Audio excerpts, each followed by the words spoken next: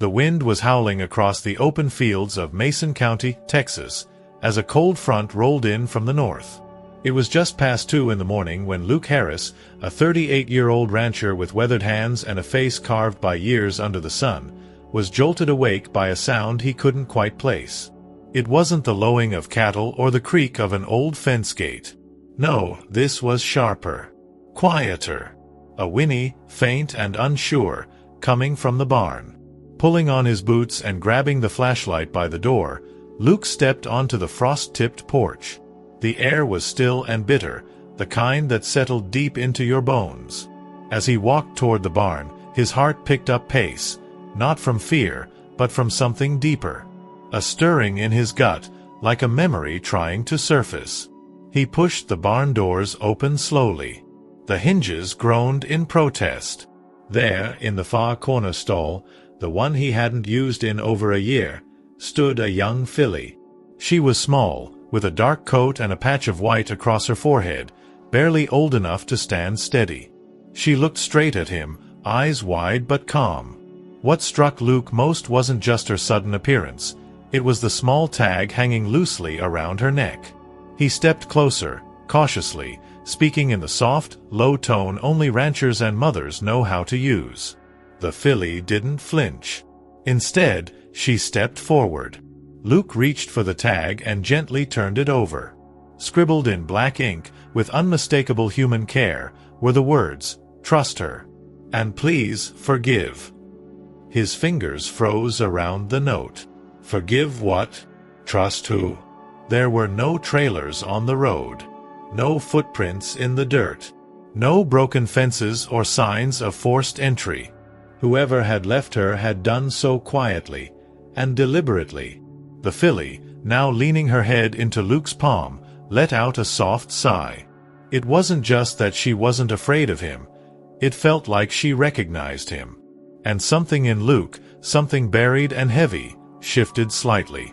He stood there in silence for a long time, hand resting gently on the filly's neck.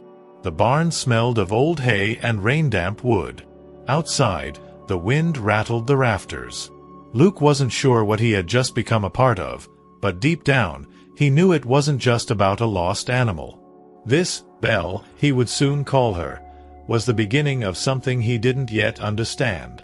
And whatever it was, it had just walked straight into his life, carrying a secret someone hoped he was finally ready to face. The next morning brought little clarity, only gray skies and colder wind. Luke Harris stood at the barn door with a thermos of black coffee in one hand and a head full of questions. The filly, now resting quietly in the corner stall, had eaten, drank, and warmed up under the heat lamp he'd rigged during the night. She hadn't made a sound since. But that note, "Trust her, and please, forgive."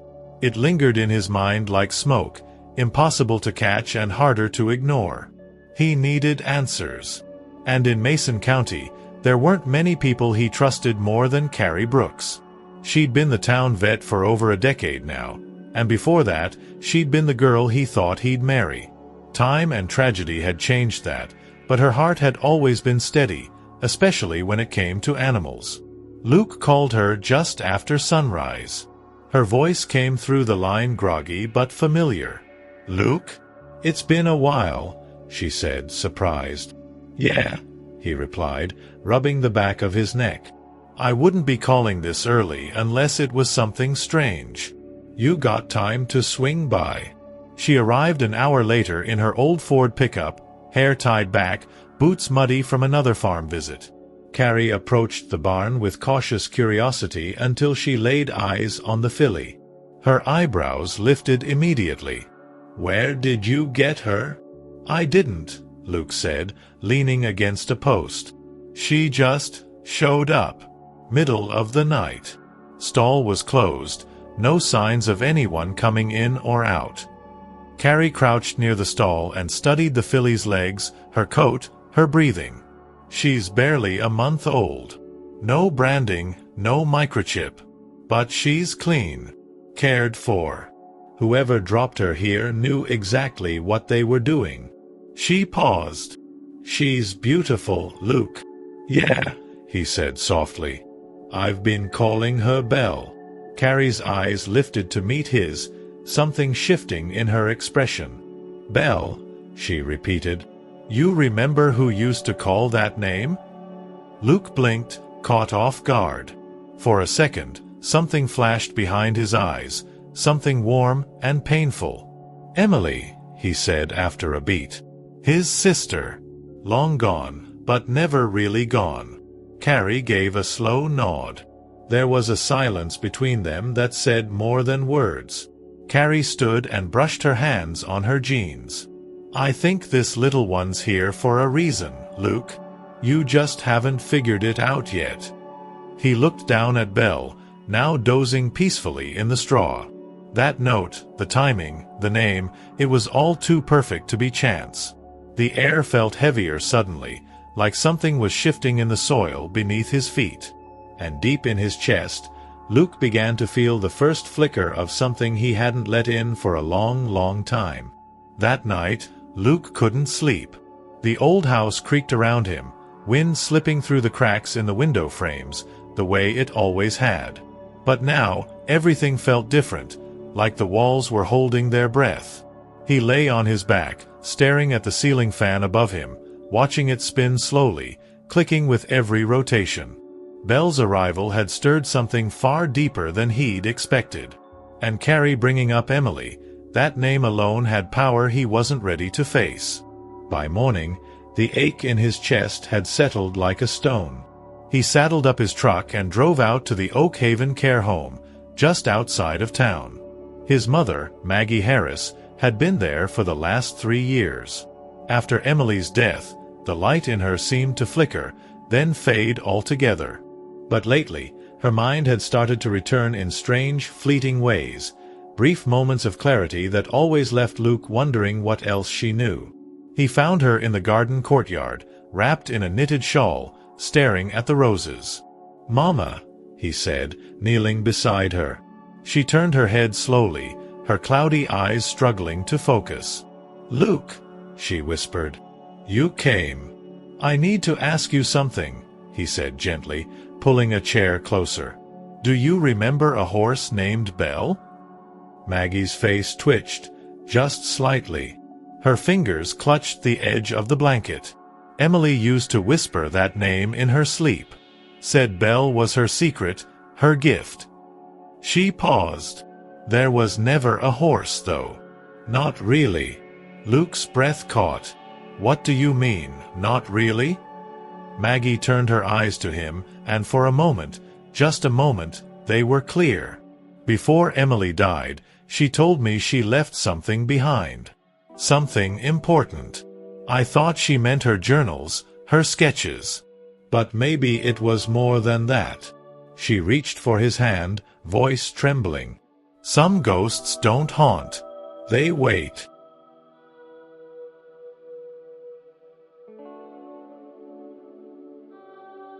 Back in the truck, Luke gripped the steering wheel, staring at the road ahead but not really seeing it. His sister had always been a quiet soul, artistic, tender, and deeply intuitive. But after she passed, Luke had buried every trace of her in silence. He hadn't wanted to feel it, hadn't wanted to remember. But now, this little filly with a note and a name from the past, it wasn't just coincidence. He didn't know what Emily had left behind, or what message she was trying to send. But Belle wasn't just a horse. She was a key. And now, Luke wasn't sure if he was ready for the door that key might unlock, but it was already opening, inch by inch, and something was waiting on the other side. The barn was colder than usual that morning, the kind of chill that settled into the wood and refused to leave. Luke Harris had been up since before dawn, tending to Belle and checking the fences, but his mind wasn't on the work. It kept circling back to what his mother had said. Emily used to whisper that name, her secret. Something about it scratched at his memory, like a song he almost remembered. After feeding Belle, Luke climbed up into the hayloft. He hadn't been up there in years, not since his father died. The boards creaked under his boots as he moved boxes and old tack aside. Dust filled the air like fog, thick and still. He wasn't sure what he was looking for, only that he had to keep looking. Near the back wall, behind an old trunk, Luke found it. A narrow wooden box, nailed shut, with Emily's name written on the side in faded black marker. His breath caught. He sat on the floor and pried it open with the back of a hammer. Inside were drawings. Dozens of them. Sketches of horses, running, grazing, sleeping. But one stood out. A young filly with a white diamond on her forehead, almost identical to Belle. He stared at it for a long time. Written in small cursive under the image were the words, "Belle, the one who carries the truth." A chill ran down Luke's spine. Emily had drawn this years ago, before she died. How could she have known? How could this filly, this real, breathing animal, match so perfectly the one from his sister's sketchbook?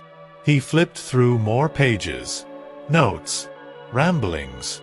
A few entries in Emily's handwriting that mentioned dreams. The dream keeps coming. She's always standing in the barn. Waiting. I can't explain it. But I think she's meant for Luke. The pages shook in his hands. Later that afternoon, Luke drove over to Earl Jennings' place. Earl had known the Harris family since before Luke was born.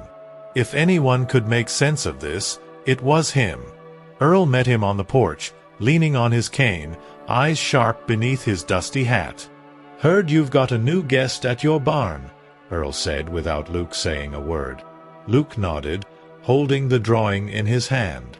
"Did Emily ever talk to you about Belle?" Earl's gaze dropped to the sketch. He was quiet for a long time. Then he said, "Your sister came to me a few weeks before she passed. Told me something was coming. Said she'd already set it in motion. I thought it was grief talking. But maybe it was something else." Luke felt the weight of the box in his hands, of years and secrets all folding into this moment. Belle wasn't just a memory. She was a message. And now, the message was louder than ever. Luke Harris hadn't returned to the attic in years, not since the funeral. But that night, something pulled him there. Maybe it was the drawing. Maybe it was Earl's words still echoing in his head. She said she set something in motion. As he climbed the narrow stairs, the air grew heavy with dust and old memories. The bulb overhead flickered to life, casting a dim yellow glow over boxes and crates long untouched. He opened a box marked Emily, High School. Inside were journals, letters, and a small, locked tin box he didn't recognize. He sat cross-legged on the wooden floor and flipped through one of the journals. The entries started normal: classes, friends, sketches. But then things turned. Emily had been writing about dreams. Recurring ones. In each one, there was a horse, always a filly with a white diamond, always standing alone in the barn. "It's not just a dream," one entry read. "It feels like a memory from the future. I know that doesn't make sense. But I feel her pulling me, like she's waiting for someone. Maybe for Luke." Luke's heart pounded in his chest. How could she have known? Belle wasn't born yet. She hadn't even existed when these pages were written. And yet, the description matched perfectly. He reached for the locked tin and forced it open with a screwdriver. Inside were a few faded photographs, one of Emily standing next to an older woman he didn't recognize, and a letter, sealed and yellowed with age. His name was written on the front. His hands trembled as he opened it. Emily's handwriting was small, neat, and familiar. "Luke, if you're reading this, it means Belle found her way to you. I don't know how, it's just something I believe will happen. I've felt it since I was 16. I don't know why I dreamt about her, but I know she's important. She carries something for you, something Dad never told us.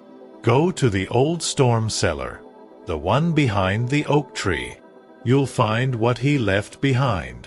And maybe you'll find the truth about why I was never the same after that night in 1997. I'm sorry I couldn't say this face to face. Love always, Emily. Luke sat frozen on the floor, the letter open in his lap. The storm cellar. He hadn't been down there since he was a teenager. It had always been off-limits, his father's rule. Luke always thought it was just storage, filled with canned goods and old tools. But now, it felt like the final door he had to open. Downstairs, Belle stirred in her stall, pawing softly at the straw as if she sensed something was changing. Outside, clouds gathered low over the hills. A storm was coming. And beneath it all, the truth waited, buried in silence, ready to be found. The storm rolled in just after midnight. Thunder cracked across the sky as Luke Harris stood at the edge of the field, flashlight in one hand, Emily's letter in the other. The giant oak tree loomed ahead, its twisted limbs swaying in the wind. Beneath it sat the storm cellar door, half-buried, rusted, and untouched for more than 20 years. Luke had walked past it 1,000 times, never once questioning why it had always been locked. He dropped to one knee and cleared the overgrown grass away from the handle. It took effort. Years of rust and disuse had sealed it shut, but eventually, with a groan of metal and earth, the doors opened. The scent hit him instantly. Damp earth, old wood, and something else. The smell of memory. He descended slowly, each step creaking beneath his boots as the flashlight beam cut through the musty dark. The cellar was small and cramped, with low ceilings and shelves lined with jars of preserves long past expiration. But in the back, beneath a tarp, was a large wooden chest. Luke approached it carefully, his pulse hammering in his ears. When he pulled back the tarp, dust flew into the air like ash. The chest was marked with a single letter burned into the lid, H for Harris. His father's seal. He opened it. Inside were files, photographs, and a stack of letters tied with twine. The top folder was labeled Maddox, 1997. Luke's breath caught. Maddox was a small town 2 counties over. He opened the folder and scanned the papers, veterinary records, transport forms, a birth certificate. For a horse. A filly. Her name, Belle. She had been born in 1997. The same year Emily changed. There were photos, grainy and faded, but the horse in them was unmistakable. A young Belle, standing beside a man Luke had never seen before, and Emily, barely a teenager, smiling wide with her arm around the horse's neck. But the next photo stopped him cold. It was Belle again, only this time lying still on the ground. The back of the photo read, Lost, Spring 1998. Luke sat down, stunned. Belle hadn't just appeared in Emily's dreams. She'd been real. She was Emily's horse. A gift, maybe even a secret. And then she was taken away. Something happened back then. Something big enough for his father to hide it. Big enough for Emily to carry the wound silently until the end. Thunder boomed above him as he sat in the dirt, the folder open across his knees. Lightning lit the cellar for a brief second, casting shadows that felt too alive. The pieces were forming, but the picture was still incomplete. Belle had lived and died over 2 decades ago. And yet, the same horse now stood breathing in his barn. Or was it? Upstairs, Belle let out a sudden cry that echoed into the storm. Something wasn't right. And Luke felt it in his bones. This wasn't just about the past anymore. The storm had passed, but the air still felt electric. Damp earth clung to Luke Harris's boots as he walked back toward the barn, heart pounding, hands still smudged with dust from the cellar. In his chest, something heavy had begun to shift, not just grief or confusion, but the slow unraveling of a truth long buried. Belle stood at the far end of the stall, her ears twitching, pacing with restless energy. Luke stepped inside and knelt down beside her. The lantern's glow flickered against the wood as he reached for the old vet file again. The details haunted him. Belle was born in 1997 and died in 1998. But somehow, this horse, alive, breathing, stood in front of him.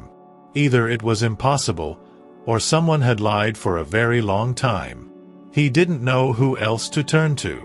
By noon, he was back at Earl Jennings' porch, the vet records and photos spread out on a dusty table between them. Earl examined them with furrowed brows, shaking his head slowly. "Your daddy never told you none of this?" Earl asked, voice low.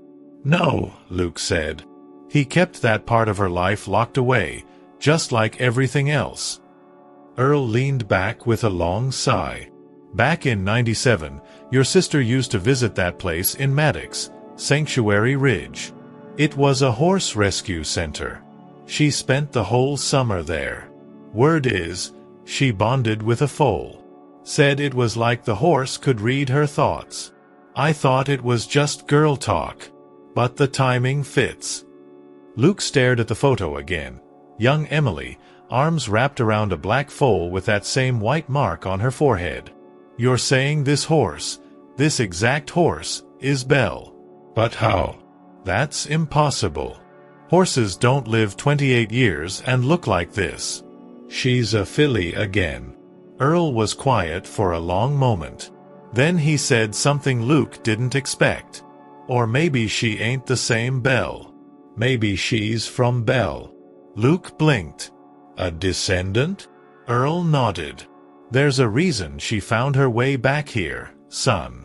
That horse carries something your sister couldn't give you herself. Something your daddy buried. Maybe it's time you stop asking how and start asking why." Later that night, Luke sat by the barn window, staring out at the field as Belle lay curled in the straw. He opened the last envelope from the cellar. Inside was a small DNA report, Emily's handwriting on the corner, in case he ever needs to know. 2 names were listed under sample comparison, Emily Harris and equine subject, Belle. And below that, a note scribbled in pencil, match, 48% maternal markers. Luke's vision blurred. His voice cracked as he whispered to himself, "What did you do, Emily?" Belle lifted her head, eyes locked on his. Not afraid. Not confused. Just waiting. The DNA results had shaken Luke Harris more than he wanted to admit. He sat in the old rocking chair near the barn, the paper still clutched in his hand, the ink beginning to smudge from the sweat on his palms. 48%. That wasn't just a coincidence. That was blood. Somehow, someway, Belle wasn't just Emily's horse. She was connected to Emily by something deeper. Something biological. Luke returned to the attic the next morning. He needed more. Answers. Clarity. Anything. He tore through the rest of the journals and letters until he found one envelope tucked between the pages of an old Bible. It was addressed to Luke, "When you're ready." His hands trembled as he opened it, revealing a letter in Emily's familiar handwriting, written just weeks before she died. "I know you've hated me for being distant, for never explaining. But there are things I couldn't say back then. Not to you, not to Mama. After what happened in Maddox, I came back different. I was pregnant. I never told anyone. I was barely 17 and scared out of my mind. Daddy made me give her away before anyone found out. He arranged everything, said it was the only way to protect the family name. The filly wasn't just a horse. She was mine. My daughter. I named her Belle." Luke dropped the letter to his lap. His mind spun, heart pounding. Emily had a child. A daughter. And she was taken, hidden, erased, from their lives. All these years, Belle wasn't just a name on a drawing or a dream in Emily's head. She was real. She was family. And now, somehow, she had returned. He drove straight to Carrie Brooks' clinic, the letter folded in his coat. She listened in stunned silence as Luke told her everything, about the cellar, the sketchbook, the DNA, the pregnancy. Carrie's eyes filled with tears as she pieced it together. If Belle is Emily's daughter, then who raised her? Who brought her back here? I don't know, Luke said, his voice raw. But someone knew. Someone made sure she came back to me. Carrie nodded slowly. It could have been anyone close to the family. Maybe even your father before he passed. Or Emily left instructions with someone she trusted. Back at the farm, the wind had picked up again. Belle stood near the fence, watching Luke as he approached. He moved slowly, reaching out to stroke her neck. Her body was warm, her breath steady, and yet he could feel something different. A knowing in her eyes. A calm understanding that went beyond instinct. I don't know how you found your way back, he whispered, voice cracking. But I swear to you, I'm not letting you be taken again. In the silence that followed, Belle leaned into him. No fear. No hesitation. Just trust. The morning after the storm, the fields were soaked and quiet, the sky painted in soft grays. Luke Harris stood at the edge of the pasture, watching Belle graze slowly in the tall, wet grass.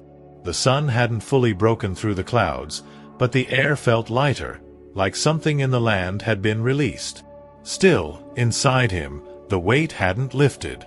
Not yet. He drove into town without saying a word, the letter from Emily folded neatly in his coat pocket. His destination wasn't a place he often visited.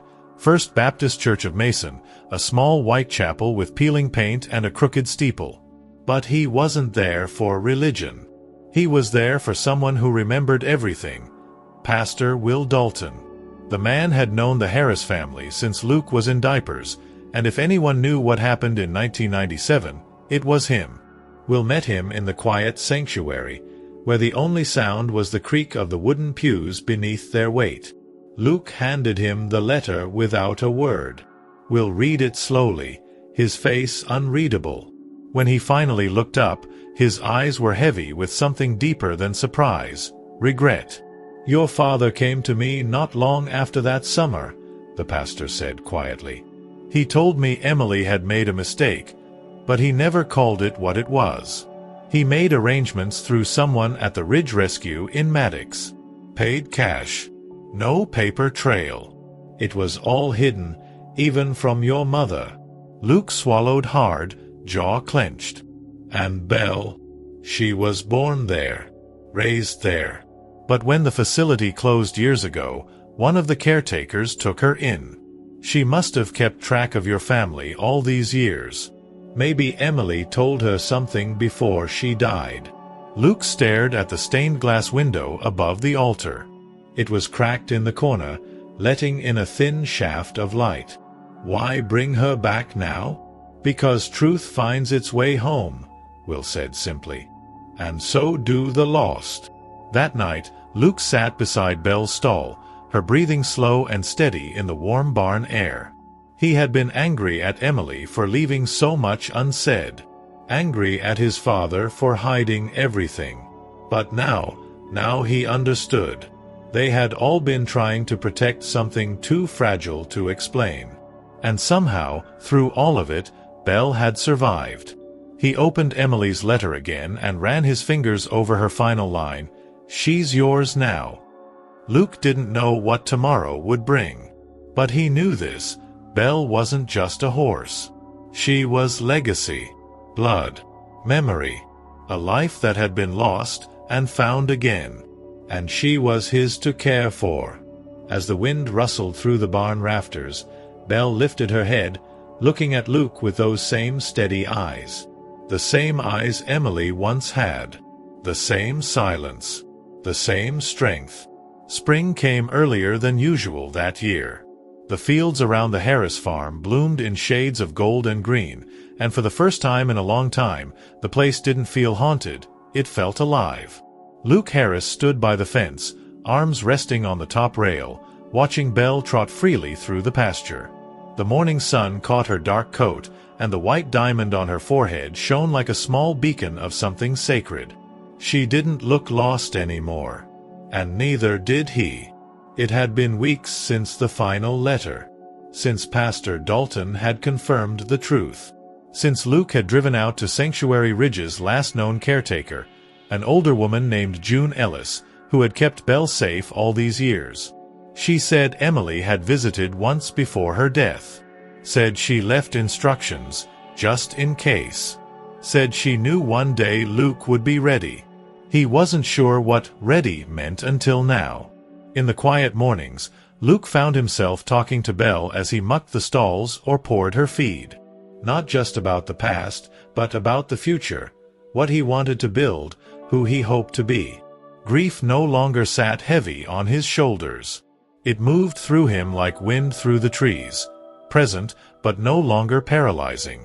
He had cleared out the old guest house behind the barn and turned it into a space for troubled teens in the county. Kids who'd lost their way, like Emily once had. He named it Belle's Place in her honor. Carrie helped design the barn extension, and even Earl stopped by once a week, teaching the younger ones how to handle horses.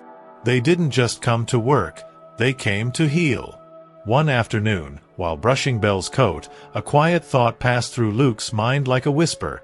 This is what Emily wanted. Not just for Belle to be safe, but for him to become the kind of man who could forgive, rebuild, and protect what truly mattered. She hadn't trusted him with the truth because she doubted him. She had trusted him with the truth because she believed he would carry it forward. As the sun dipped behind the hills that evening, Luke sat on the porch steps with Belle grazing nearby, her silhouette calm against the fading light. He looked out across the land, his father's land, his sister's memory, and now, his own purpose. The kind of peace that only comes after storms had finally arrived.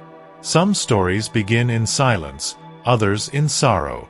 But this story, had begun with a filly in a forgotten stall, a letter from the past, and a man learning how to open his heart again. And now, it had found its end. Or maybe, just its beginning.